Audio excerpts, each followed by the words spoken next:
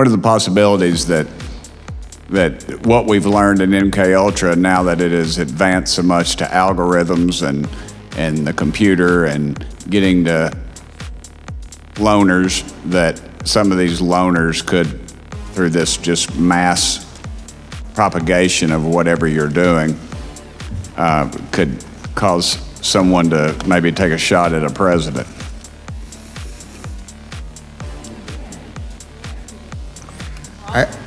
I know there's a lot of speculation out there about the Butler shooting, and I guess even the Charlie Kirk shooting.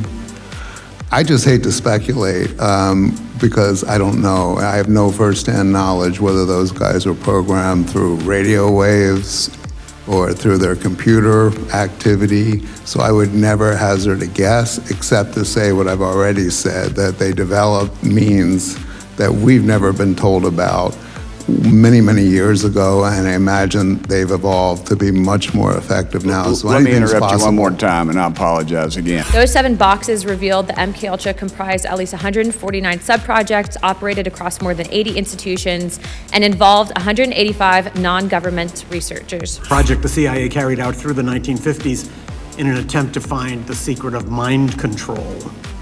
MKUltra was one of the most secret government programs in American history. The chemist who directed it, Sidney Gottlieb, lived in total anonymity. My book, Poisoner in Chief, may be the most complete account of MKUltra that exists in public, but I'm painfully aware that I have discovered only a small portion of what MKUltra was and what Sidney Gottlieb did. In 1951, the CIA hired Gottlieb and directed him to launch what became MKUltra. Gottlieb believed that in order to find a way to implant a new mind into someone's brain, you first had to find a way to destroy the mind that was in there already.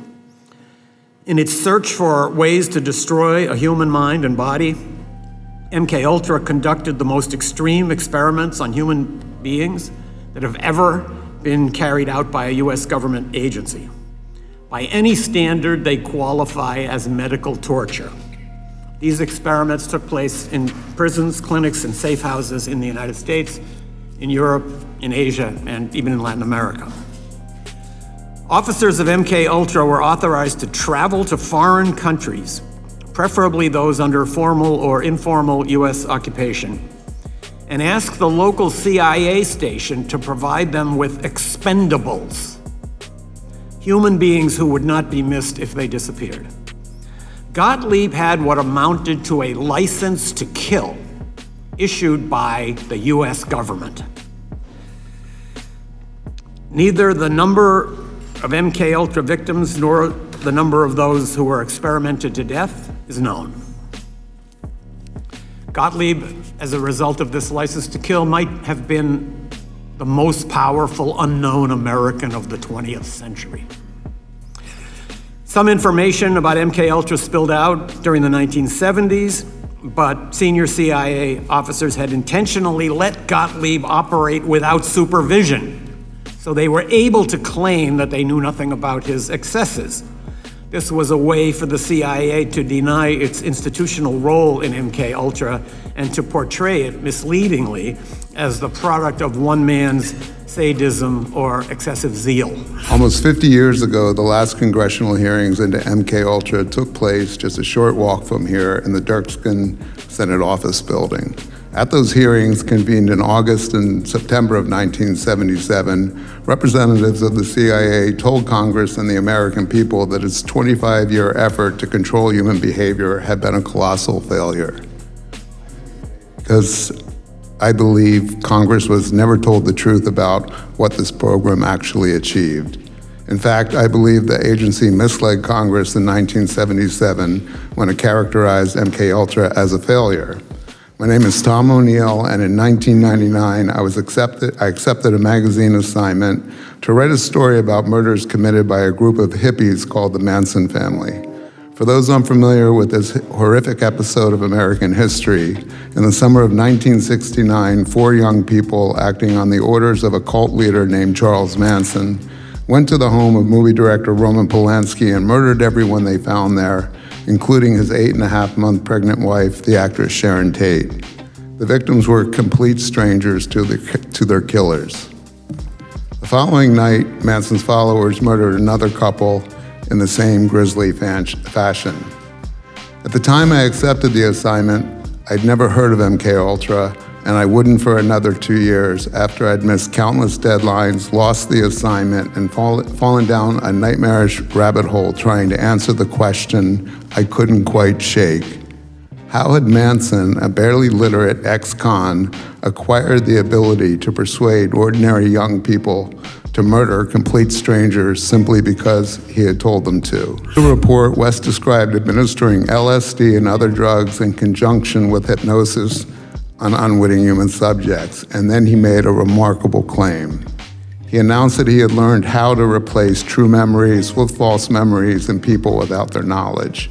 In other words, he clarified, it has been found to be feasible to take the memory of a definite event in the life of an individual and, through hypnotic suggestion, bring about the subsequent conscious recall to the effect that this event never actually took place, but that a different fictional event actually did occur. If West's report was accurate, this was not the failure agency officials described in 1977, quite the opposite.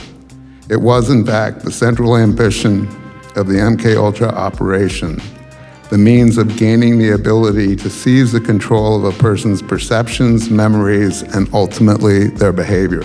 I think one of the most shocking things that we've determined is the Operation Midnight Climax that occurred in the early 1950s, 60s, where the CIA had safe houses, and there was, I say, Dr. Kinzer, I mean, this is extremely disturbing behavior that was happening, where you had American citizens who were being lured into these brothels and then dosed with an hallucinogenic and then filmed during their sex acts.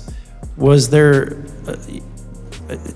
anyone prosecuted for these crimes? I wanted to elaborate further, Dr. Kinzer, on what you had stated about potentially there being bodies, the locations, Germany, because I'm going to reach out to the German government after this to get the ball rolling on that, if that is indeed the case. Can you just elaborate further on what you were hearing from people in that area, what they were saying, and then also to potential locations of bodies? The talk about MKUltra broke, and then they were talking about lawsuits, and there were lawsuits, and the CIA and the federal government said that this didn't exist, and then they came back and said, well, it does exist, and then, but we're not doing it anymore.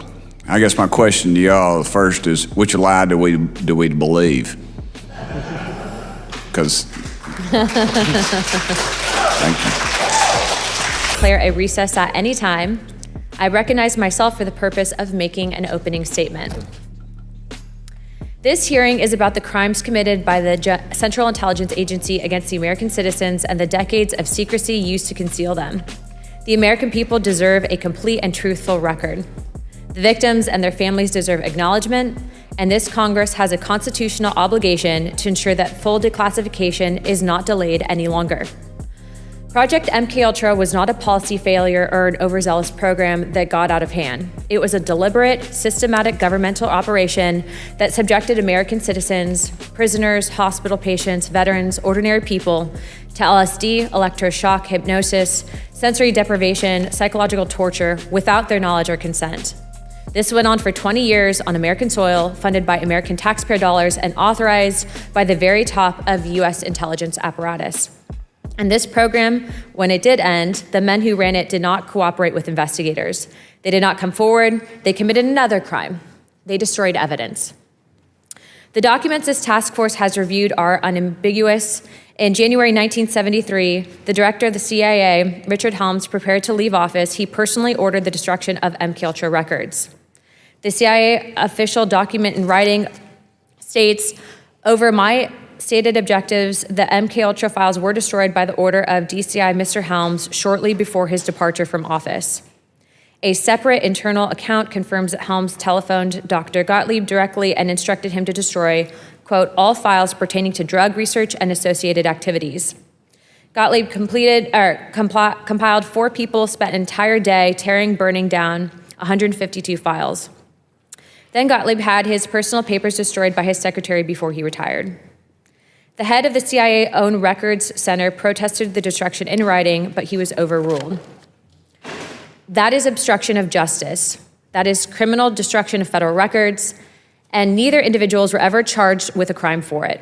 Helms received a $2,000 fine for lying to Congress about an unrelated matter and collected his government pension until he died. Gottlieb retired in rural Virginia and wrote poetry. No one went to prison. No victim was ever formally compensated by the government for the harm that they caused. By 1975, the Church Committee and the Rockefeller Commission had already established through sworn testimony and the surviving 1963 Inspector General report that MKUltra existed and that the CIA had run a program of human experimentation on unwitting Americans. The scope and detail of what we know today is largely because of an accident. In 1977, an archivist diligently complying with a FOIA request discovered 7 boxes of MKUltra financial records that had been misfiled and escaped the bonfire. Those 7 boxes included the names of institutions, the name of subprojects, the researchers who participated, the specific operation that the CIA had funded, and without them, the vast majority of MKUltra would only be a rumor, just as Helms and Gottlieb intended. Those 7 boxes revealed that MKUltra comprised at least 149 subprojects, operated across more than 80 institutions, and involved 185 non-government researchers. They revealed that the CIA covertly contributed $375,000 to a hospital research wing, which was approved directly by DCI Alan Dulles, which Richard Helms concurrence, so the agency could use unwitting patients as experimental subjects in what their own documents called a hospital safe house. The CIA-owned Inspector General said in 1963 his classified report concluded that the program had exceeded the agency's legal chapter, and covert testing on unwitting subjects placed the rights and interests of U.S. citizens in jeopardy. The program ran for a decade that we know of, and they ignored their own watchdog. Let me be clear what I believe that we are dealing with here. Administering drugs to people without their knowledge or consent, subjecting humans to psychological torture, and using prisoners and hospital patients as non-consenting research subjects. These are crimes against humanity. The Central Intelligence Agency committed them, and then the director of the CIA was ordering the destruction of evidence. Today, we will hear from 2 witnesses who have spent years unraveling the cover-up that our government ordered. Stephen Kinzer documented the life and crimes of Sidney Gottlieb in his book, Prisoner of Chief, and Tom O'Neill spent over 20 years investigating what the CIA buried and what they obscured that, in my mind, constitute some of the worst notorious crimes against humanity in the 20th century. Their persistence in the research in this hearing is possible simply because they are patriots. The American people deserve the complete record. The victims and their families deserve acknowledgement, accountability, and justice. And this Congress has a constitutional obligation to make sure that the CIA never does this again. With that, I'm going to be opening up first questions, and I'll hold my questions to the end to Representative Burleson. But before I do pass it, I did want to just note, a few weeks ago, we did receive reports. There was some back and forth regarding the CIA and ODNI pertaining to new MKUltra boxes that were discovered. Myself and Representative Burleson did go down to Langley. We did meet with the CIA, and the CIA is currently in the process of declassifying newly found documentation, although the documents, and I feel comfortable enough to share it here, pertain specifically to a forgery program that was being housed under MKUltra. So as soon as those files are released, we will be putting out notification with your help to also comb through some of the newly released documents, but I did want to give you a quick update. Without further ado, I would like to now recognize Representative Eric Burleson for his questions. Go ahead. Without objection, Representative Perry and Representative Higgins from Pennsylvania and Louisiana is waived on to the committee for the purpose of questioning the witnesses at today's subcommittee hearing. I need the opening statement. Yeah. And I'd like to now recognize Dr. Kinzer and the witnesses for the opening statements. I have to swear them in. Stephen Kinzer is a historian, journalist, and author of Poisoner in Chief, Sidney Gottlieb, and the CIA's search for mind control. Tom O'Neill is an investigative journalist who authored Chaos, Charles Manson, the CIA, and the Secret History of the 60s. And Elizabeth Genexi, did I say that right, ma'am? Genexi is an independent consultant and former senior program officer at the National Institute of Health. We look forward to hearing what you have to say today on this important subject. Pursuant to Committee Rules 9G, the witnesses will please stand and raise their right hand.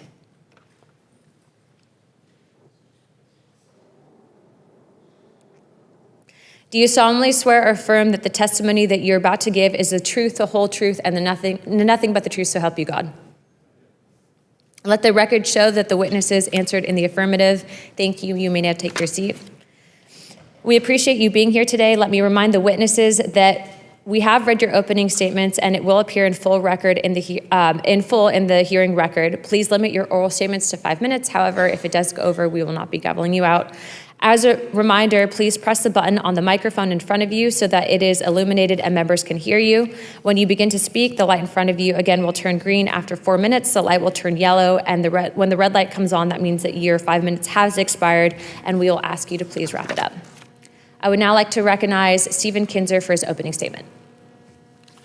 Thank you very much, Madam Chairman. Let me begin by expressing my gratitude to this task force for confronting the enormous issue of overclassification of government documents and the culture of secrecy that enables it.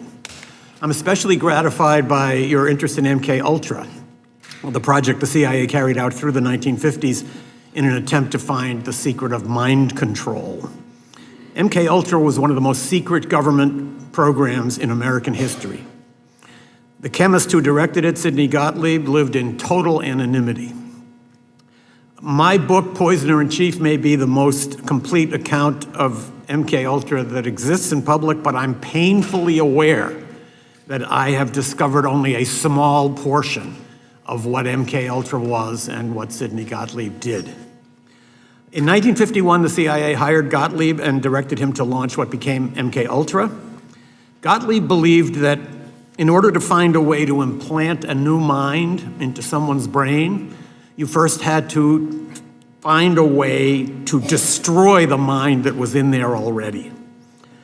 In its search for ways to destroy a human mind and body, MKUltra conducted the most extreme experiments on human beings that have ever been carried out by a US government agency.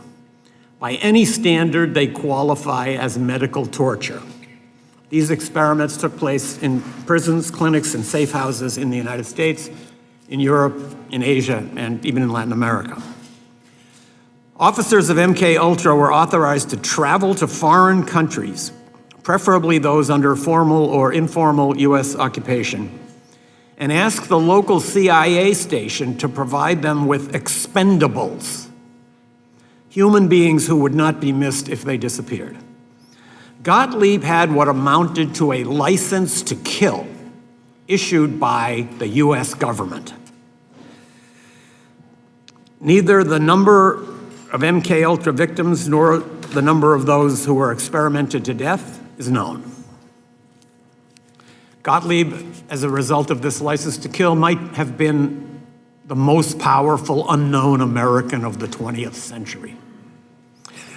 Some information about MKUltra spilled out during the 1970s, but senior CIA officers had intentionally let Gottlieb operate without supervision, so they were able to claim that they knew nothing about his excesses. This was a way for the CIA to deny its institutional role in MKUltra and to portray it misleadingly as the product of one man's sadism or excessive zeal. Investigating MKUltra is challenging because when Gottlieb and his mentor Richard Helms left the CIA in 1973, they illegally ordered that its records be destroyed. Soon afterwards, under DCI Stansfield Turner, a CIA analyst, as you pointed out, Madam Chairman, discovered a cache of MKUltra documents hidden among financial records. Turner credited that analyst with doing a very diligent job of Sherlock Holmesing. That same diligence, I believe, could bring results today. One of the great mysteries of MKUltra has to do with the death in 1953 of an MKUltra scientist, Frank Olson, who had announced his intention to quit the project. His plunge from a New York hotel room was described in the press as the suicide of an Army scientist. He was not an Army scientist. He worked for the CIA, and evidence suggests that his death may not have been a suicide. So there could be hidden documents that could illuminate this case. I would also point out that in addition to searching for unknown documents, this committee could do a tremendous service by simply asking for the end of redactions on the documents that we now have. There are reams of documents about MKUltra that have heavy sections redacted. In the 1970s, this was justified by the argument that it had only been 20 years since these terrible things had happened and revealing details might affect national security. Now 70 years have passed. That argument can no longer be valid. So I would urge this committee to try to fill out all the blank spaces in the documents that we have, because we know that is there. This task force could also consider trying to determine whether some new incarnation of MKUltra exists today. When the main phase of MKUltra drew to a close in the early 1960s, Sidney Gottlieb concluded that it had failed. That in fact there is no such thing as mind control. Even if he was right, however, he may have been right only at that time. In the many decades since then, there have been enormous advances in cyber technology, in artificial intelligence, in neuroscience. Covert agencies may have access now to tools for mind control that Sidney Gottlieb could not even have imagined. It may well have been true in 1963 that mind control is a myth, but whether it's still true is uncertain. And that question of whether mind control might now be possible under our new circumstances is something that has presumably occurred to scientists who work for secret services, including our own. This task force has a chance to connect the past to the future. A renewed effort to find MKUltra documents from the 1950s and to fill out the redactions of those that have been released might shed new light on how the CIA operated during that period. It could also inform a new inquiry into whether any mind control projects are now underway inside the US security apparatus. That might help prevent the emergence of a 21st century MKUltra that could be even more destructive than the original. Thank you. Thank you very much, Dr. Kinzer. I now recognize Tom O'Neill for his opening statement. Thank you, Chairwoman Luna, and members of the committee. It's a privilege to be here today. Almost 50 years. Oh, sorry. Should I start over? Thank you, Chairwoman Luna, and members of the committee. It's a privilege to be here today. Almost 50 years ago, the last congressional hearings into MKUltra took place just a short walk from here in the Dirksen Senate Office Building. At those hearings, convened in August and September of 1977, representatives of the CIA told Congress and the American people that its 25-year effort to control human behavior had been a colossal failure.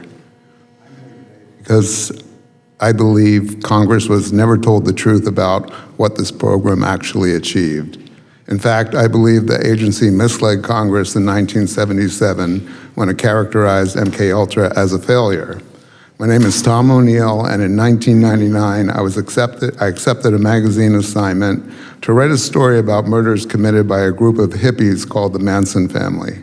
For those unfamiliar with this horrific episode of American history, in the summer of 1969, 4 young people acting on the orders of a cult leader named Charles Manson went to the home of movie director Roman Polanski and murdered everyone they found there, including his 8.5-month pregnant wife, the actress Sharon Tate. The victims were complete strangers to their killers. The following night, Manson's followers murdered another couple in the same grisly fashion. At the time I accepted the assignment, I'd never heard of MKUltra, and I wouldn't for another 2 years after I'd missed countless deadlines, lost the assignment, and fallen down a nightmarish rabbit hole trying to answer the question I couldn't quite shake. How had Manson, a barely literate ex-con, acquired the ability to persuade ordinary young people to murder complete strangers simply because he had told them to? The pursuit of the answer to that question led me to Dr. Louis Jolyon West, known to his friends as Jolly. West was one of the most influential psychiatrists in America. During his career, he crossed paths with some of the most controversial events of the 20th century, including the Patty Hearst kidnapping case and the aftermath of the John F. Kennedy assassination investigation.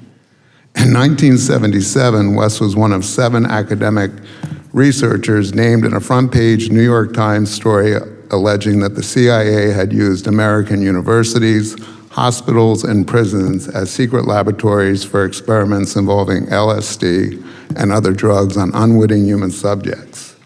West vigorously denied the allegations. He acknowledged that the agency had approached him, but insisted he had refused because he said LSD was too dangerous and unpredictable to be used on humans. He added that he limited all of his research with LSD to animals. The revelations in the Times led directly to the congressional hearings held later that year. West's denials, however, were effective. He was never investigated, and his name never came up at the hearings. I'll spare you the long and tedious story of how my Manson reporting led me to West, except to say that I eventually learned that in 1967, when Manson transformed into the cult leader we are familiar with today, he and his followers were receiving free medical care at a clinic in San Francisco, where West had established a base of operations for a research project he was conducting nearby.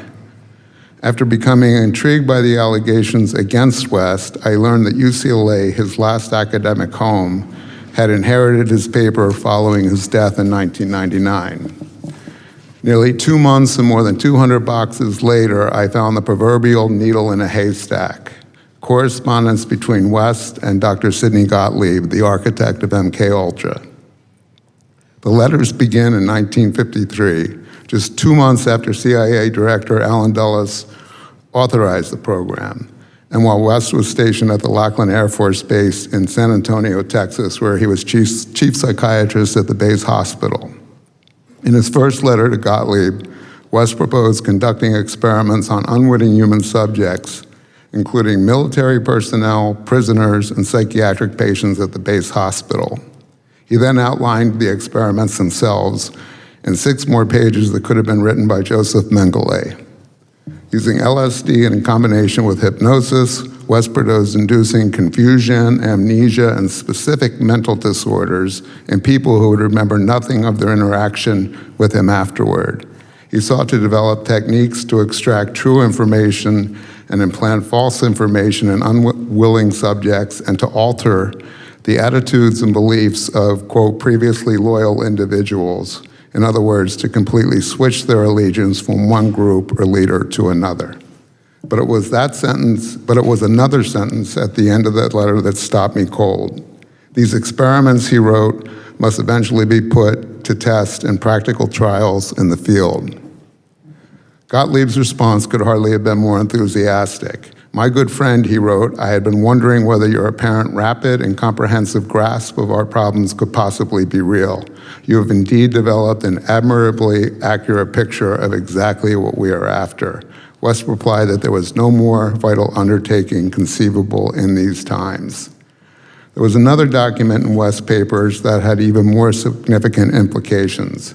It was a 14-page report that West wrote in 1956, just 3 years after he contracted with the CIA. In the report, West described administering LSD and other drugs in conjunction with hypnosis on unwitting human subjects, and then he made a remarkable claim. He announced that he had learned how to replace true memories with false memories in people without their knowledge. In other words, he clarified, it has been found to be feasible to take the memory of a definite event in the life of an individual and, through hypnotic suggestion, bring about the subsequent conscious recall to the effect that this event never actually took place, but that a different fictional event actually did occur. If West's report was accurate, this was not the failure, agency officials described in 1977. Quite the opposite. It was, in fact, the central ambition of the MKUltra operation, the means of gaining the ability to seize the control of a person's perceptions, memories, and ultimately their behavior. But there was still one more discovery, and this time I found it in the National Security Archives at George Washington University, the official repository of the CIA's MKUltra records, which were released to Congress after the 1977 hearings. In those holdings was a different versions of West's 1956 report. The original paper had been replaced by a 4-page summary that did not exist in West's files and appears to have been written by someone else. His claims about replacing memories were gone. In their place was a theoretical discussion of LSD in dissociative states. The version supplied to Congress concluded that the effects of LSD and similar drugs on dissociative states had, and I'm quoting, never been studied. Never been studied.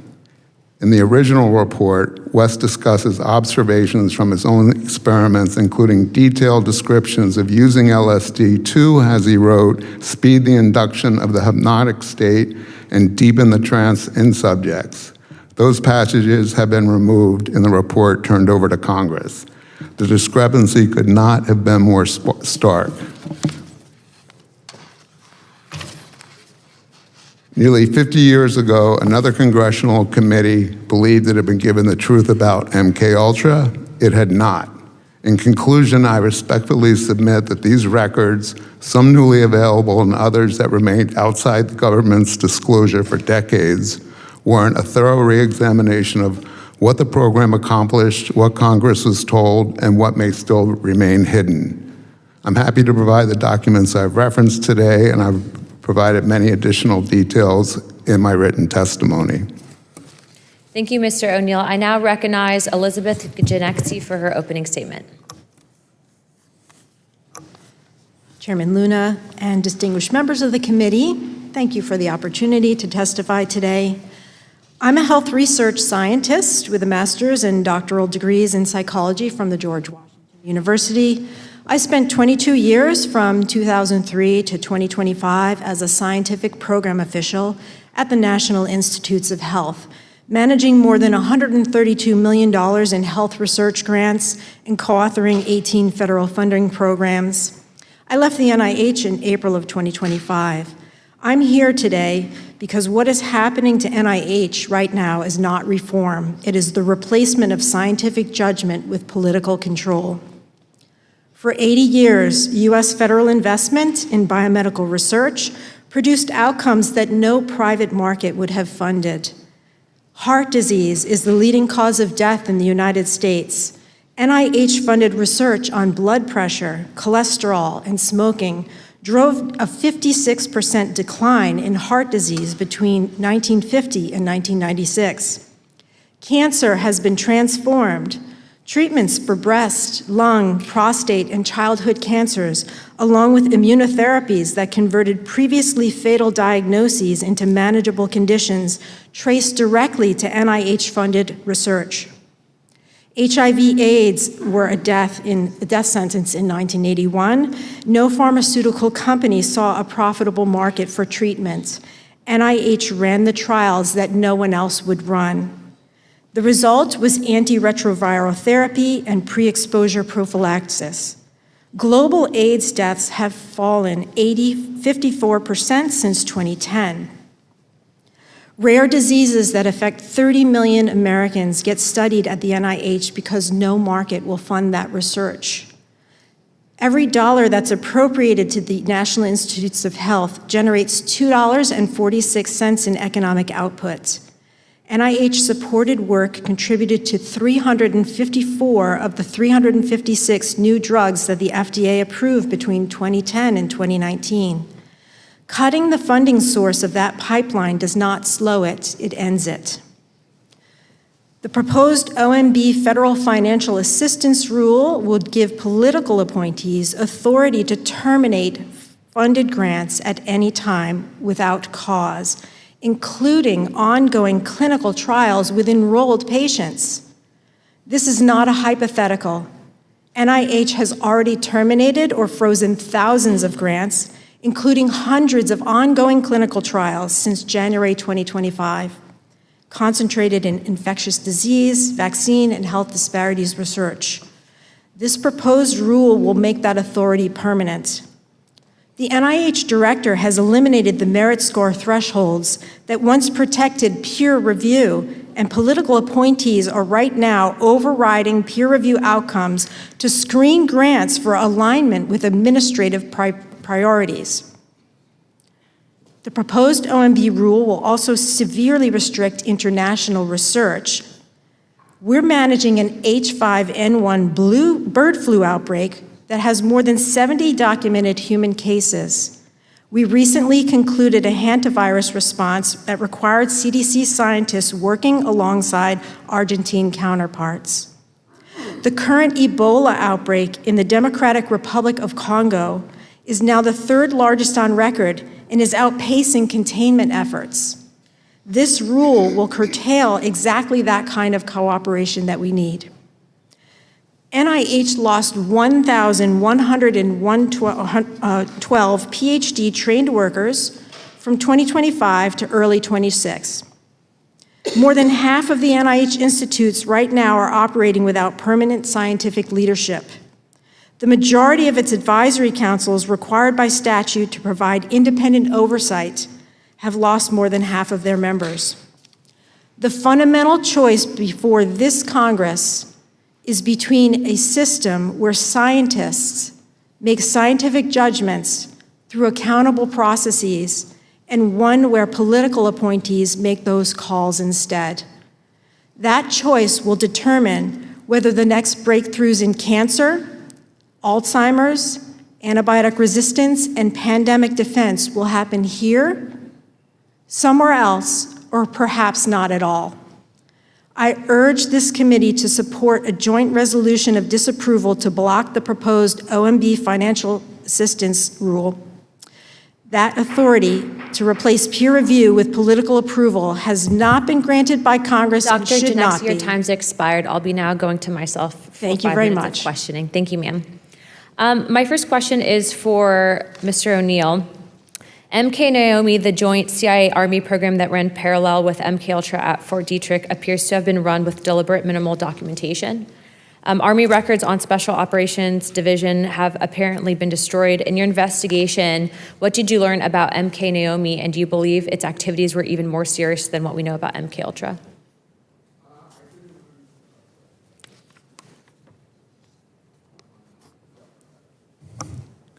I'm sorry. I didn't learn anything about those operations. I kept my focus mostly on Dr. West and his work. I do know that the only reason I found the documents I found was because Dr. West accidentally left them in his papers, and he probably did that because he corresponded with Gottlieb under Gottlieb's assigned alias, which was Sherman Grifford, and he addressed all his mail to a post office box here under Foss Corporation. Thank you, Mr. I'm just going to real quick go to Dr. Kinzer. Are you aware of anything that exists with MK Naomi in your research? And if you could please press the button. My understanding of MK Naomi is that it was a joint project between the military and the CIA. And there's a big difference because the MKUltra project was aimed at seizing control of the minds of individuals. The Army was interested in something different, which was trying to use biological agents in warfare against entire populations. So MK Naomi is the place where these two goals overlapped. And that was the 1953 Frank Olson death. Was that in a way tied to that from some chatter that we had seen in? Exactly what the motivation was behind the decision about Frank Olson, if there was such a decision, is unknown. My next question is also for you, sir. Operation Paperclip brought over 1,600 German scientists into the United States government after World War II, including individuals who had conducted human experimentation in concentration camps. The CIA and military were aware of their backgrounds and recruited them anyways. In your research, did you find direct documentation between Paperclip scientists and the development of MKUltra's experimental protocols, specifically the use of mescaline, hypnosis, and sensory deprivation, which were techniques also documented at Dachau? Absolutely. Kurt Blome, who was the chief of biological weapons development for the Nazi government, came to work for the CIA. So did Walter Schreiber, who was the Surgeon General of the Nazi army. I can just tell a brief story. When I was researching my book, I found what I think might be the first secret CIA prison or black site. It's a nice chalet in Germany.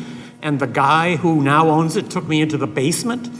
He said these were the cells where the MKUltra officers, working side by side with Nazis, carried out those gruesome experiments, which were actually just continuations of the experiments that those Nazis had been conducting just a few years earlier right down the road. Just for timeline and clarification, these experiments were happening after the Nuremberg trials, correct? So the CIA would have known that these were crimes against humanity.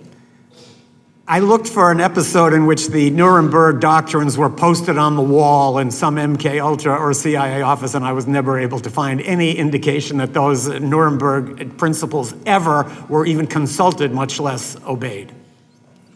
Thank you. My next question would be for either witness to comment, Dr. Kinzer or Mr. O'Neill. Both witnesses have written about the psychiatrist Louis Jolly West. Sidney Gottlieb, who ran MKUltra program for the CIA, hired West as a contractor to conduct research for subproject 43, combining hypnotism, drugs, and sensory deprivation to create dissociative states, in which, to quote Mr. Kinzer in his book, Poisoner in Chief, the human mind could be pulled away from its moorings. Following the assassination of President John F. Kennedy, West psychiatrically examined Jack Ruby, then in prison for murdering the president accused of the assassination, Lee Harvey Oswald, the assassin accused of murdering President Kennedy, Lee Harvey Oswald. A report emerged from West's examination said that Ruby had suffered an acute psychotic break. Can you explain why Dr. West in particular was chosen to conduct an examination of Jack Ruby alone in his jail cell with no other psychologist present? Be happy to. West inserted himself into the case. When Ruby was the day of the shooting, the day after the shooting, West approached the judge in the preliminary hearings and asked to be assigned to the case. He was refused by the judge. After Ruby was convicted at his first trial, an associate of West, Dr. Hubert Winston Smith, who was a psychiatrist and an attorney, took over Ruby's defense for his appeal. And he had already discussed appointing Ruby to the case, or excuse me, West to the case. And as you said, West examined Ruby alone at the jail cell and emerged to announce that in the preceding 48 hours, he had an acute psychotic break from which he would never recover. He had been declared competent to stand trial the first time by a panel of, I think, 8 psychiatrists. This psychotic break lasted until his death in 1967. 2 months after West examined him, Ruby testified for the first time and only time to the Warren Commission. And it was the first time he ever publicly was supposed to say what his reasons were for shooting Oswald. The testimony had to be halted because he was babbling incoherently, and as Arlen Specter, who was a counsel to the commission, wrote in his memoirs, he pulled him aside and said that they were cutting off the arms and legs of children in Albuquerque and El Paso, and he said he was making no sense whatsoever. West, in his letters to Gottlieb from 1953, discussed experiments where he would induce specific mental disorders in people without their awareness. A year before the Kennedy assassination, he publicly spoke in Oklahoma City and talked about his LSD experiments inducing psychiatric breaks and psychosis in people with the use of LSD, which of course later contradicted what he told the New York Times when he said he never used LSD in animal experimentation. What an interesting connection. I'm out of time, but I'll be now recognizing Mr. Burleson from Missouri for 5 minutes. Thank you, Madam Chair. Thank you for your diligent work on this, and hopefully we will hear back from the CIA on those boxes of documents that have so many questions about. Dr. Kinzer and Mr. O'Neill, the CIA created MKUltra in 1953, supposedly out of fear that the Soviet Union and China had developed mind control capabilities. Let me go back a little bit further. So one of my questions has to do with the event that happened in 1951 in August in France. There was a bakery that I guess the people that lived in that community, over 250, some say 300 people were poisoned from the bread. It was determined that that was LSD that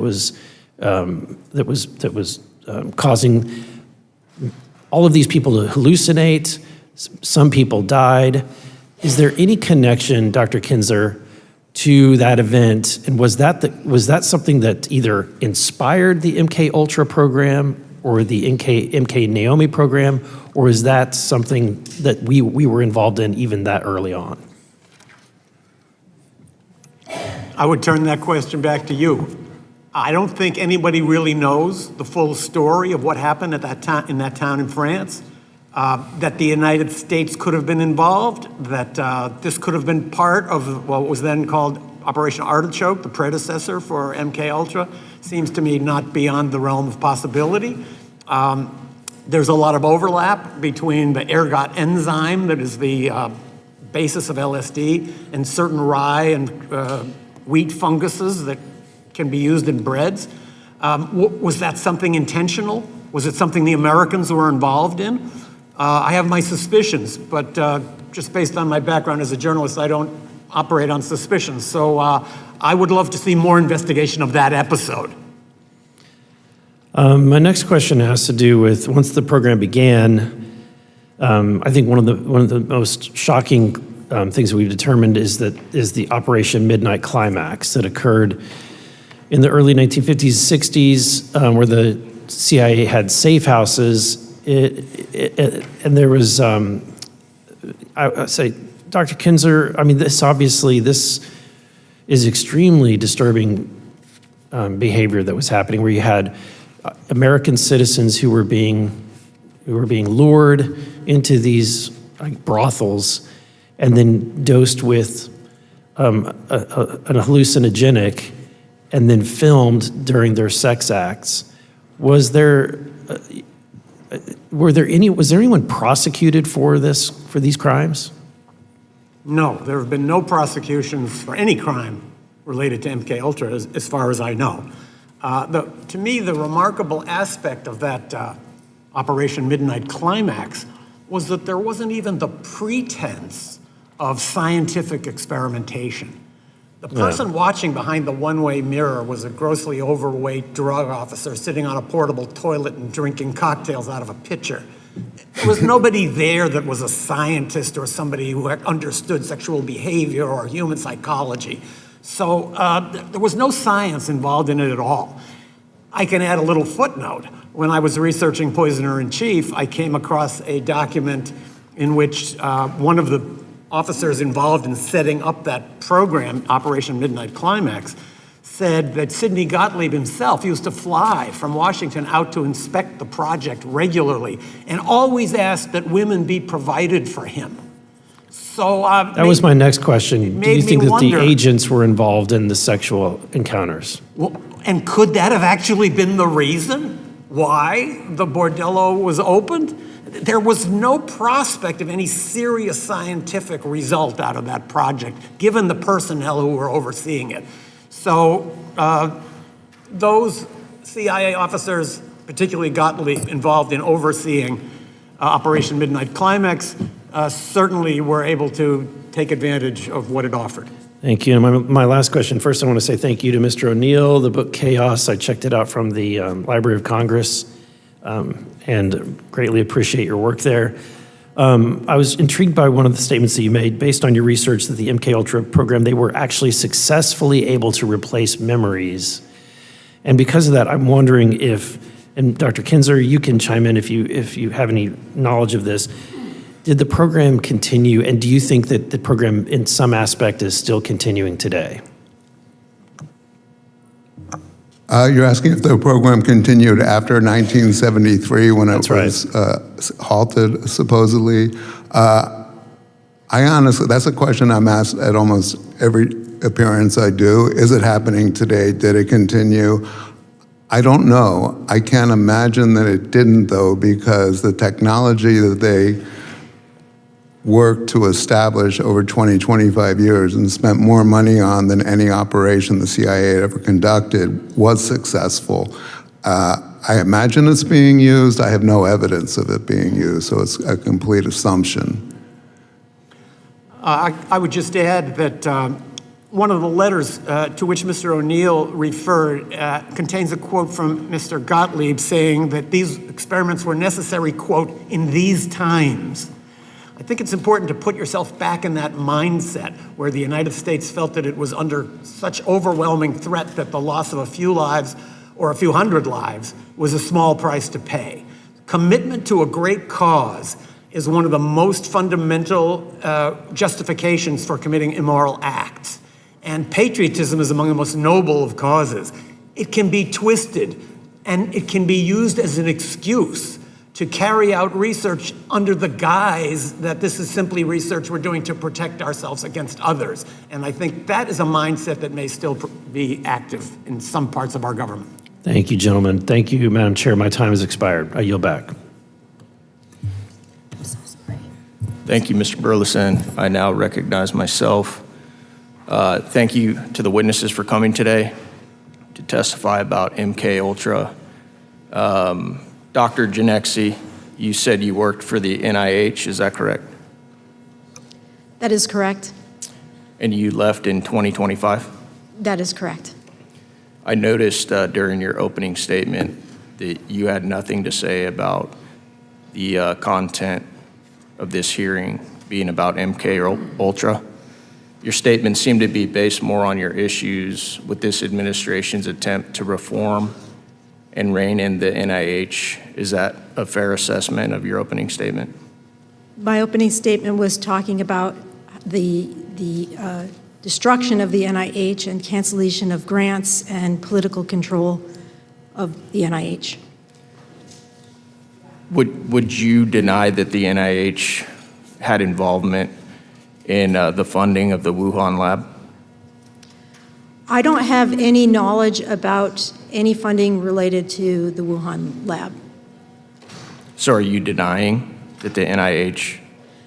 I'm basically the here to Wuhan talk lab? about what's happening right now at the NIH and how we really should be letting science be driven by scientists and not by politicians. Well, because that's how we fund cures and make health progress. Well, with all due respect, ma'am, do you find it ironic that for years we were told to trust the science, and then in the aftermath, we've all found out that most of what we were told during COVID was a complete lie, and it wasn't scientific at all?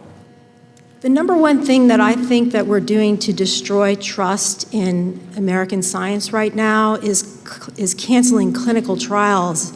In the middle of those clinical trials, this does incredible harm to the patients who are receiving experimental treatments, and it really destroys the trust that we have in how do we recruit patients for future trials if they are knowing that their trials could just be simply canceled for political reasons. Right. I don't think anybody up here would deny that there's never been anything good that's come out of the NIH and that you guys have done some good work, but you just brought up trust.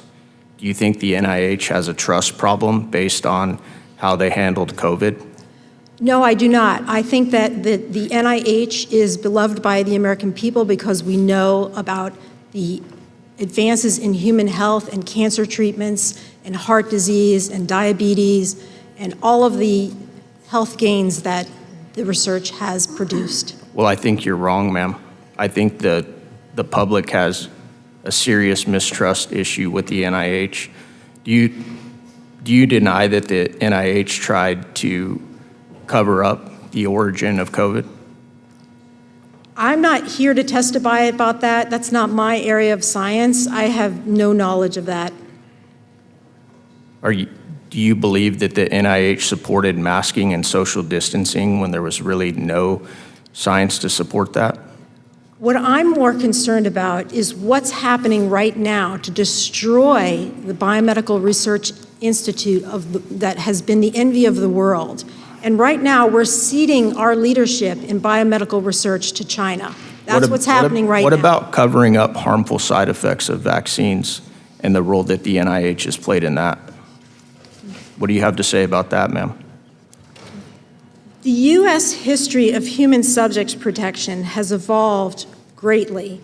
Numerous research improprieties from the 50s to the 70s in the United States, including the Tuskegee syphilis study, forced Congress to establish formally federally I'm not asking you about that. mandated rules. You know what I'm asking you about? I'm asking you about how NIH handled COVID. Obviously, this is supposed to be a hearing about MKUltra, but when you gave your opening statement, and I don't even know why you were called to this hearing because you didn't offer anything about MKUltra, but since you are here and you're going to defend NIH, I'm going to call you out on it.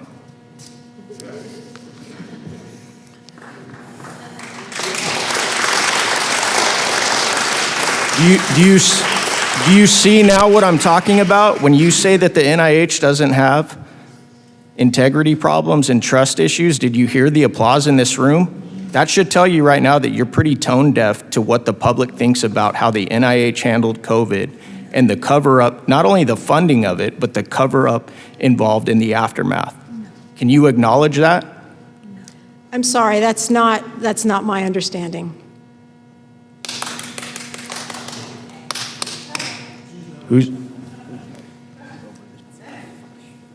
Thank you. I want to acknowledge Ms. Boebert for the next round of questioning. Thank you, Mr. Chairman, and thank you to two of our witnesses who are here to actually talk on our subject here today. Mr. Kinzer, in your book, Poisoner in Chief, you describe how Project MKUltra was authorized by CIA Director Allen Dulles in April of 1953 as an umbrella program for research into the covert use of biological and chemical materials for mind control and interrogation. What specific geopolitical and intelligence concerns, particularly regarding alleged Soviet and Chinese, quote, brainwashing and Korean War prisoners, drove this authorization? And how did Cindy Gottlieb's unique background and personality and worldwide view shape the program's direction and methods and ethical boundaries? Let me start by answering your second question about Gottlieb. He was a very different person from all of the other senior CIA officers of that era. Most of them came from silver spoon backgrounds. They went to the same prep schools and the same Ivy League colleges and belonged to the same yacht clubs and worked for the same law firms and international banks. Sidney Gottlieb was the son of Orthodox Jewish refugees from Central Europe. He had a limp. He had a stutter. He went to Hebrew school. He was so different from all of the other officers. And upon reflection, I think this may not have been an accident. I think that people at the CIA understood that whoever had this job was going to be doing some awful, terrible things that would be very bloody, that they might become known, and it might be necessary to blame it all on somebody. And they didn't want to have to blame it all on one of their own. So Gottlieb actually became the person on whom everything was blamed. In fact, when he testified in secret here in Congress in the 1970s, he complained that there were documents on which various signatures had been redacted, but his alone had remained. So again, is a way of diverting attention away from the institutional responsibility of the CIA and trying to blame it on one crazy person. As for the international situation at the time, I think it's very important to understand this because there is a sort of a parallel to today.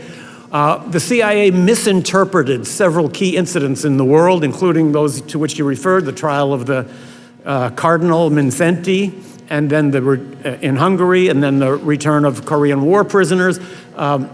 Neither of those episodes really had to do with mind control, but in the CIA, they were interpreted that way. And this gave the CIA a reason to pretend that its research was purely defensive.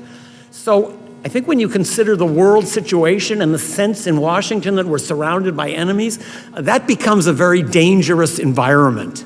Conspiracy theories stem from the growth of the covert sphere. There's a great contradiction in American life that we pretend to uphold certain principles at home and abroad, but it's evident to many Americans that we actually operate in opposition to those principles. And we operate by secret and anti-democratic means. That contributes to suspicion of government. And the very existence of MKUltra proves that some of the wildest fantasies about secret government research are actually close to reality. That makes the paranoid mindset seem ever more rational. Thank you. And I'm going to have to cut off several of my questions now, but that was very intriguing, so I wanted you to continue. MKUltra ultimately encompassed at least 149 sub-projects involving more than 80 institutions, universities, hospitals, prisons, pharmaceutical companies, often funded through cutout foundations to conceal CIA sponsorship. Can you detail how these funding and operational security mechanisms worked in practice? And then just another subset, if I don't get back to asking a question, did the CIA or government or any of these entities ever say that what they were doing with MKUltra and mind control were productive or for the betterment of humanity? Did they ever make those claims? Thank you. As for your second question, I'm not aware, other than in private communications, that the CIA ever claimed that it had made great advances under MKUltra, because it largely denied that MKUltra ever existed. As for the foundations, yeah, these are, Sidney Gottlieb created a couple of bogus foundations. They're called cutouts in CIA slang. And these are foundations that appear to be independent, but actually are fully funded and controlled by the CIA. It was those foundations that approached hospitals and clinics and asked them to become involved in research, particularly into LSD. So many of the institutions where these experiments took place did not even realize that those foundations were actually covers for the CIA. Thank you very much. And Madam Chair, I yield. Thank you. I now recognize Representative Mace from South Carolina for 5 minutes. Thank you so much. Dr. Janexi, you work with the NIH, correct? No, I am no longer affiliated with the NIH. When did you leave the NIH? April of last year. April of last year. Did you ever speak with Anthony Fauci or any of your NIH colleagues when you were there about the NIH's role in funding the Wuhan Institute of Virology or the development of COVID-19 virus? No. Do you believe that the NIH or Dr. Fauci lied to the American people about COVID? No. Are you familiar with Dr. Fauci's statements to Congress about COVID? No. You didn't watch any of Dr. Fauci. You worked at the NIH and you didn't watch any of Dr. Fauci's. No, I did not work at NIAID. Okay. Do you think that the COVID shots harm American citizens? No, I do not. Do you think that the COVID shots cause turbo cancers? No. Have you read any, do you know if the NIH or NIAID track COVID shot injuries or cancers or anything harmful from them? I am not aware of any harmful tracking, and this is not my area of expertise, no. What is your area of expertise? I'm a research psychologist, and I did not work at NIAID. And you're here for what reason? I am here to testify about what is happening to the NIH right now. You're not here to testify about MKUltra? I am not an MKUltra expert. Why did the Dems send you here if you're not an MKUltra expert? But I am an expert in human subjects protection, which is related, and in the conduct of human subjects research. Okay. But you don't know anything about MKUltra, which is the purpose of this hearing. All right, so I have a couple questions for our witnesses who are here to talk about MKUltra, and thank you, gentlemen, Dr. Kinzer and Mr. O'Neill. What are some of the worst abuses that you're aware of in the MKUltra program? I can start by just naming I'll talk about one in particular that always sticks in my mind. In the federal prison in Lexington, Kentucky, a group of African-American inmates was segregated and fed what were described in the protocol as double, triple, and quadruple doses of LSD every day for 77 days. Did they all survive? We have no idea Okay. what happened to them. This has stuck with me ever since I wrote that book. What happened to them? Did they ever find out what was given to them? Did they think they were going crazy? Did they? I think if the. Do you think we're still experimenting on prisoners or people in prison today? I don't have any information about that. Okay. I'm hoping there'll be another book about what's Mr. O'Neill, happening now. what are some of the worst abuses in MKUltra? There were many. The Frank Olson case, which was referenced earlier, that was a murder. I don't believe that was a suicide. And the motivation was because he was going to be a whistleblower. He worked at the CIA, he worked in the development of biological weapons, and he was planning to go public and announce that the United States government was using biological weapons in the Korean War. And also, he was going to share what he knew about MKUltra experiments, including lethal experiments. And there's a documented case. How many, gentlemen, how many people do you think died through the MKUltra program or were murdered? No idea.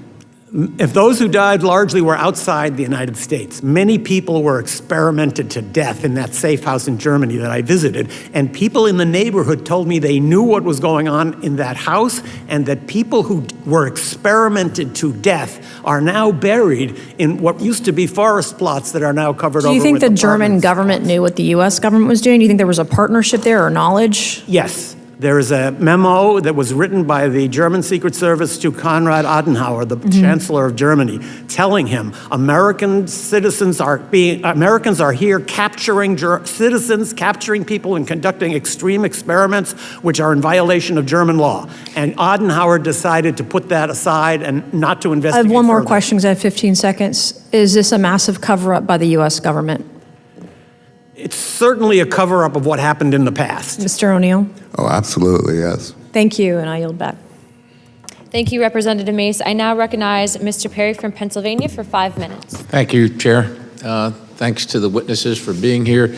To Dr. Kinzer and Mr. O'Neill, I want to focus on the information that we do have and things of that nature. Do we know of, can you name the locations, say the prisons, the hospitals, other institutions, and the cutouts as you described, either one of you folks described them, that would be familiar to us or the American people? Can you name these?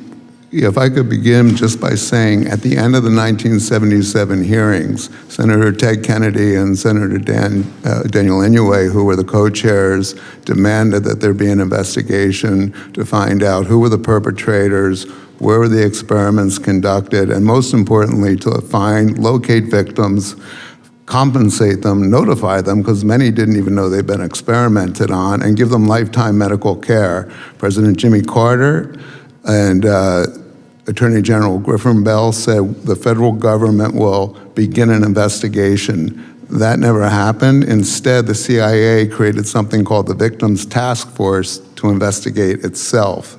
It was a two-man investigation to locate victims, and they only looked for people who had been experimented on in the safe houses. They completely, because I interviewed both of them before they passed away, they completely avoided institutional experimental programs at the hospitals. And you're asking about the hospitals, the Oklahoma City Hospital, the Lackland Air Force Base Hospital, the Lexington Addiction Center, which Dr. Kinzer referred to, the Holmesburg Prison, Vacaville Prison, universities all over the country, Yale, Ivy League universities. None of those records there was a criminal investigation was also supposed to start into Gottlieb's destruction of the records. That had been announced by the Justice Department. And I interviewed Griffin Bell and asked him what happened to all those investigations and what happened to all those efforts to locate victims. He said it just must have fallen through the cracks. So it was the DOJ that was supposed to investigate? DOJ, the Department of Justice, and they just kept passing it off and passing it off. Do you know if the DOJ in their investigation visited the places that you've named? No, absolutely not. From Wait, hold on a second. They didn't, or you don't know? Oh, no. I asked the two men who did the investigation, and they said all we did was look into what happened at the safe houses in San Francisco and New York City in 1962. So to 65. is it possible that information and documentation remains at the prisons, the treatment centers, the universities where these things were conducted? Is that possible? Yeah, well, I found Dr. West's records at UCLA in his file. Hospital records are really hard to get because of HIPAA laws, and prison records, the Bureau of Prisons do have a lot. So yeah, it is possible there's still documents buried places. What were the average ages, if you know, of the people that were experimented on? Were these children? Were these middle-aged? Were they? Well, there were adolescent studies done in juvenile detention facilities and jails with kids who were 16, 17, 18 years old, and at institutional schools for wayward kids. The National Training School for Boys here in Washington, D.C. had them. So it ranged from, I think, adolescent, pre-adolescent, through any age. If you could describe, either one of you, the number of potential victims, if you could hazard a guess. There were 149 programs that we know of that were subcontracted outside of 149 separate programs. So yeah, outside, and that's what we know of. Again, everything we know of is minuscule compared to what was really going on. So I mean, that could have been into the tens of thousands, and I believe that's another reason that nothing was pursued, because if those people were compensated, it could have bankrupted. Has there been any recent attempt to find, locate, identify victims of this? Not that I know of. I would just add that there's been considerable progress in this regard in Canada.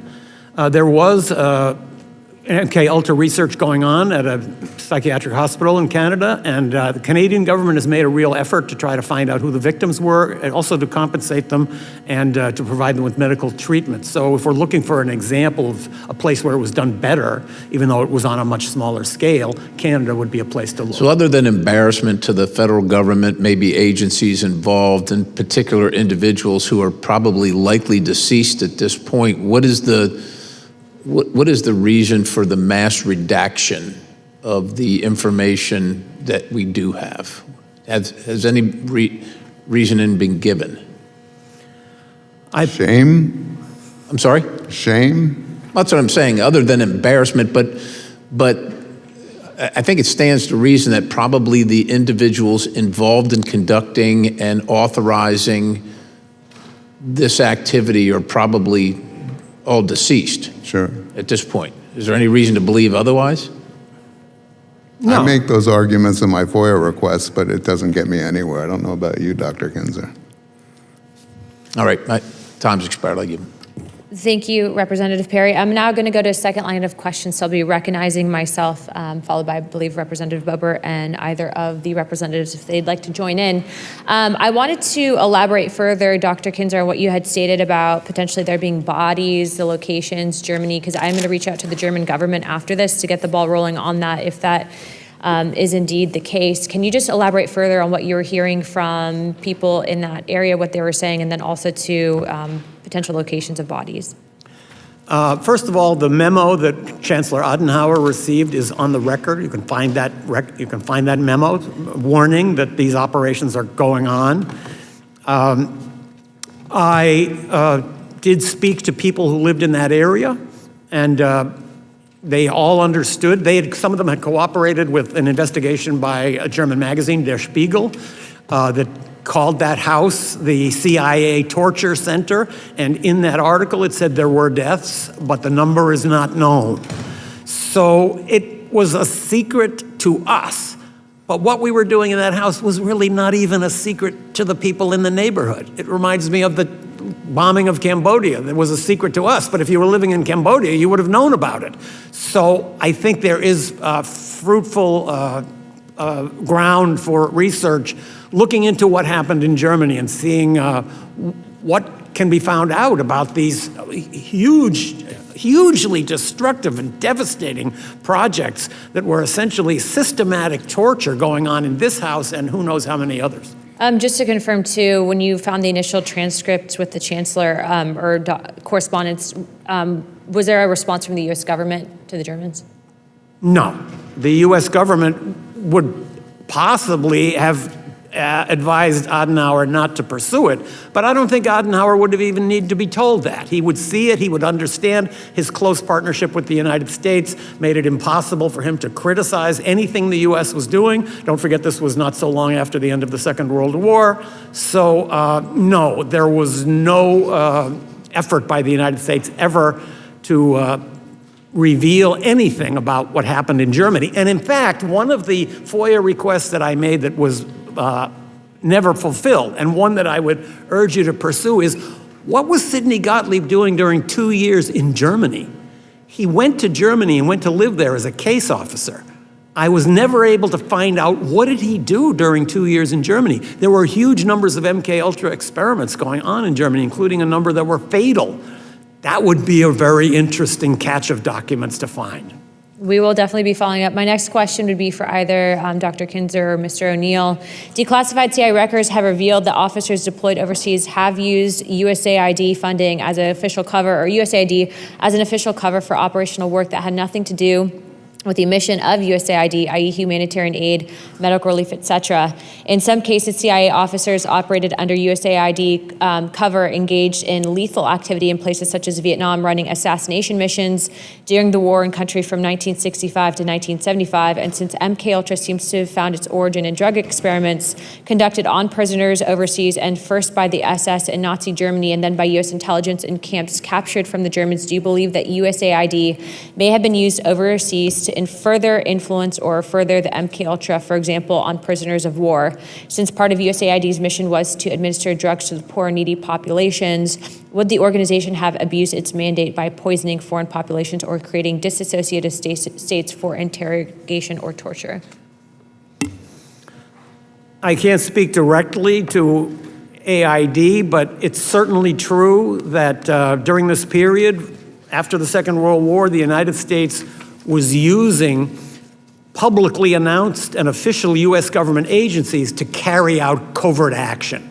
We now know, for example, that 5% of all of the money appropriated for the Marshall Plan was diverted for covert activities.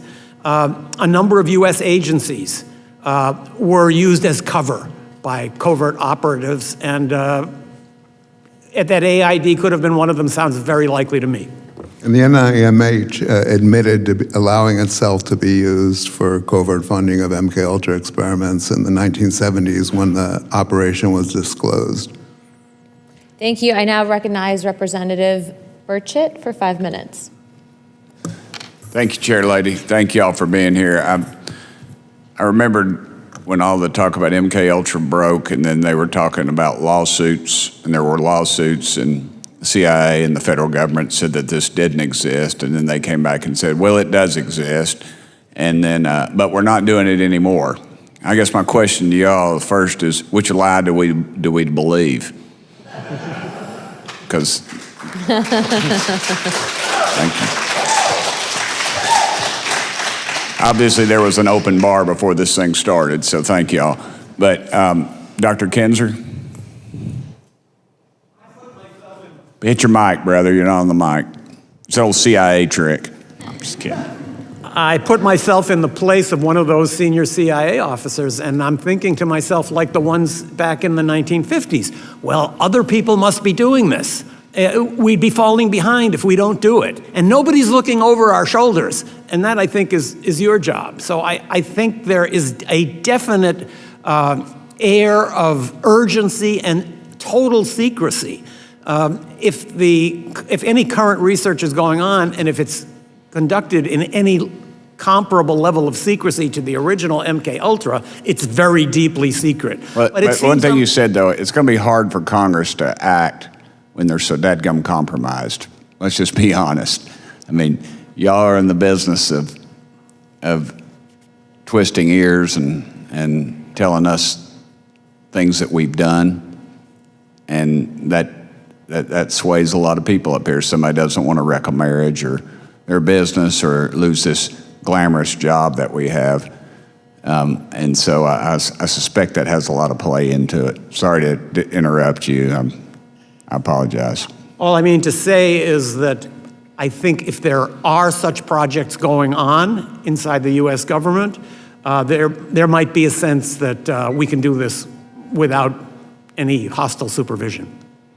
What are the possibilities that what we've learned in MKUltra, now that it has advanced so much to algorithms and the computer and getting to loners, that some of these loners could, through this just mass propagation of whatever you're doing, could cause someone to maybe take a shot at a president?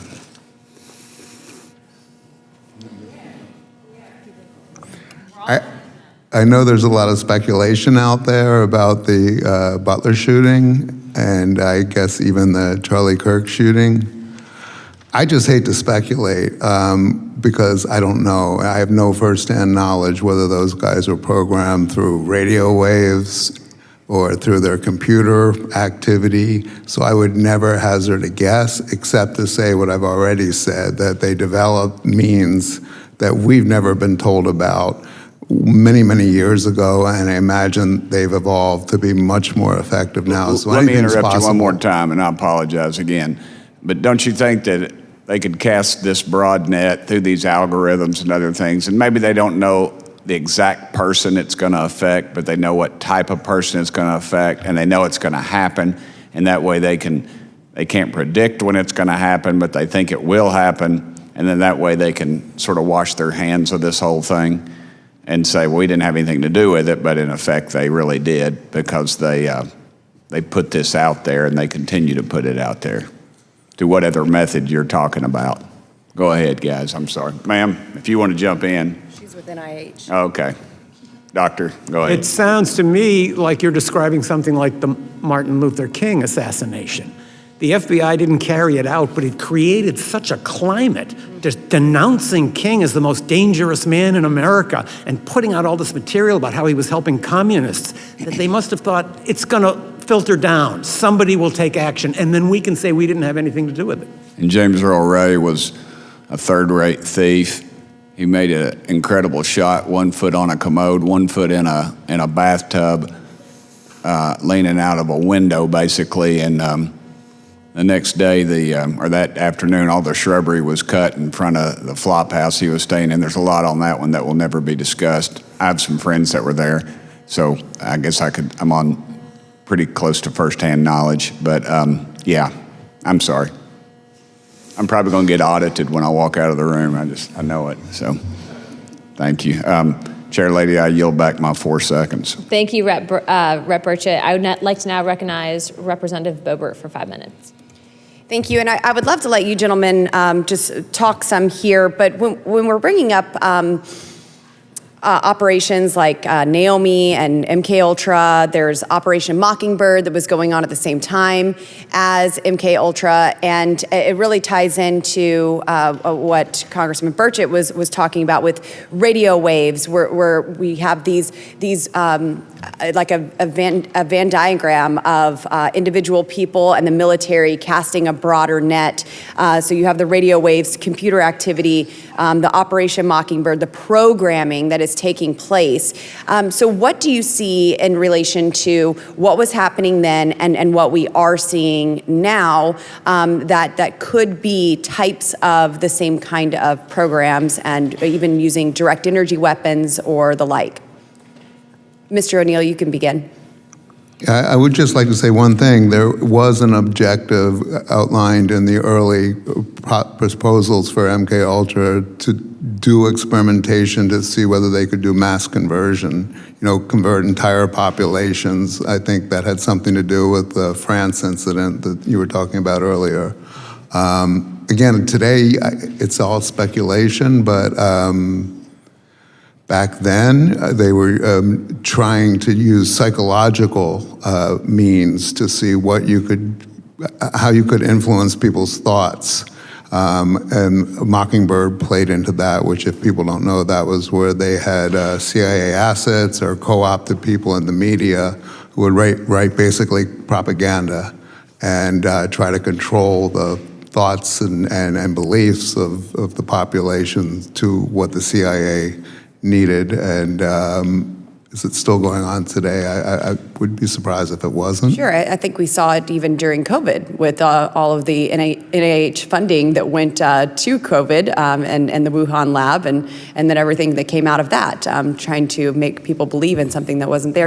Dr. Kinzer, do you have anything on this? I would say only that in the modern age, maybe radio waves and drugs are not necessary to control people's minds. We have such a great advertising, propaganda, press, social media collaboration that certain opinions are marginalized and real debate is frustrated because people are not given access to full amounts of information. So that's a way of controlling the minds of populations that doesn't even require sophisticated electronic or psychopharmacological means. Anything else you'd like to add for our next 2 minutes here? That we haven't, maybe you have answers to questions we haven't asked. I would just like to reiterate something that I said in response to your earlier question, sir. and that is that there's a reason why conspiracy theories are so widespread in America. It has to do with the disassociation between what we say we are and do and what we really are and do. This has become more and more clear to more and more people. Therefore, they're suspicious of nefarious dealings by the U.S., and they're also suspicious of other things that aren't nefarious at all. But there's just this mentality that is created by the covert sphere. And that is what makes people realize that things that used to seem really far-fetched are not so far-fetched after all. Yes, well, you know, Congress, we create these agencies and we even provide their funding, we appropriate that funding, and then they come before us often and are too big to even answer simple questions that we have and be held to account. So it does cause for a lot of deceit, a lot of doubt in the American people, and certainly within us as members of Congress when these agencies refuse to answer to us, the branch of government that actually creates them and provides their funding. And then, of course, the American taxpayer whose money is being stolen to fund all of their programs and agencies. So I think that would be another reason how these conspiracy theories grow, because government has grown so big it won't answer to the people. Maybe they just think the people are too dumb to understand, but certainly we want to get answers to the people. And I appreciate you gentlemen for being here today. Madam Chair, I yield. Thank you, Representative Boebert. Representative Burleson, do you have any further questions? Okay, I now recognize Representative Burleson for 5 minutes. Mr. O'Neill, going back to Charles Manson and the Helter Skelter incident, can you explain how in the world someone who is an illiterate musician that seemed to be not exactly the brightest person somehow became a cult leader and was able to, inspire all of these individuals to do crazy things? Unfortunately, I spent 20 years trying to find out how that happened, and what I was able to prove was that from the moment Manson was released from federal prison in 1967, he violated his parole, went to the Bay Area without permission, and was immediately put under the supervision of a federal parole officer who basically gave him leniency as he gathered his group of followers, gave them drugs, dominated them, turned them into more or less subservient robots who would do anything he said. All that happened under the watchful eye of a parole officer named Roger Smith, who was also doing drug research at the same clinic that Jolly West had set up his operation to recruit subjects. All the way until 1969, when Manson finally ordered the murders that he was later convicted of, he had been arrested repeatedly for escalating crimes, beginning with petty thievery, stealing cars, and then rape, attempted murder, drug possession.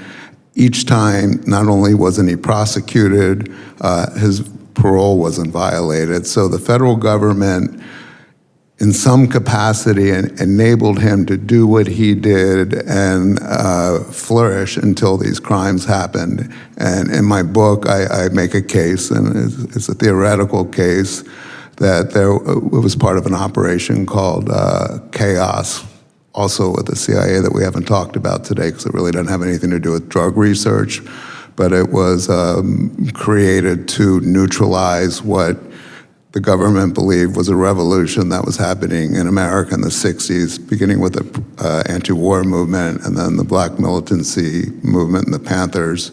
So it's kind of a big stew of a cauldron of possibilities that Manson emerged from all that when I don't think he should have. Yeah, it's fascinating that you have an individual, Jolly West, who was working with this parole officer. You think the parole officer was making the connection so that the drugs were then flowing through? Well, the parole officer was at the same time he was supervising Manson's parole, running a research project called the Amphetamine Research Project out of that clinic, and that was studying amphetamines and violence and drugs and group behavior and gangs in the Bay Area.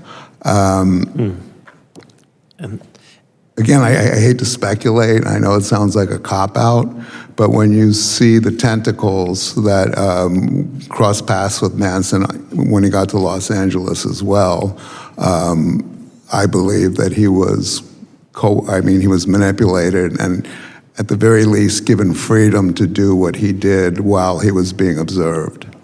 And then the same individual, Jolly West, ends up in Oklahoma, correct? So that's where he operating out of Oklahoma during this time with Mr. When he Manson? contracted with the CIA, he was at Lackland Air Force Base. He was a chief psychiatrist at the hospital, so he began his experiments there. A year after the letter that I quoted in my statement where he was describing what he wanted to do, a year later on July 3rd, 1954, a 3-year-old girl was abducted and found later in a gravel pit, murdered, and next to a car that had been abandoned. And the search party that found the little girl's body was approached by a man who was an airman at the base, and he asked them where he was and how he had gotten there. He was arrested for the murder and described by the military officers who had him in custody as being in a trance or dazed. He didn't have any drugs in his system. Mm-hmm. He didn't recognize his wife when she was brought to see him. And at his trial, where Jolly West was his advising psychiatrist who examined him, of course, it emerged that he had actually been being treated at the hospital at Lackland in an experimental program to cure his chronic, debilitating migraine headaches, and he was executed 4 years later. And then years later, he ends up volunteering to handle the Jack Ruby. West does, yeah. Right. Thank you. Thank you, Madam Chair. So just before we wrap up, is it in your expert opinion that Jack Ruby and Manson were assets of the intelligence agencies specifically pertaining to MKUltra? Were they MKUltra victims? Yeah, theoretically, Manson, I've never been able to prove absolutely. Jack Ruby, I believe, this is something else. The Warren Commission investigation, on the Warren Commission was Alan Dulles, the former CIA director, who authorized and ran MKUltra until he was fired by President Kennedy. The liaison to the committee for the CIA, who handled the information coming from the CIA back and forth to the Warren Commission, was Richard Helms, who was a direct supervisor of Jolly West. They knew who West was. They knew that what West was capable of and what they had paid him to do and what he had reported to them that he could do, including inducing mental disorders in people. That was never disclosed to the commission as far as anyone knows. So I believe that West was put in there to keep Jack Ruby from telling his story. Wow. In closing, I just want to thank you all for being here today, and we will be following up, Dr. Kinzer, on your request to fully redact. I'll be following up personally with the director of the CIA, the MKUltra files that we do have. Also, as I noted earlier, there will be more that will be declassified, specifically pertaining to newly found records that were located in what we were discussing earlier. I did also want to just state that, for the record, in regards to what statements were made earlier regarding the German government, we will also be following up on that. If there are indeed people that were victims of this that have been buried, we would like to know who those people are and who their families are as well, in order to correct the historical wrongdoings of this government. Without further ado, I would like to state that all members have 5 legislative days within to submit materials and additional written questions for the witnesses that will be then forwarded to them. If there are no further business without objection, the task force stands adjourned.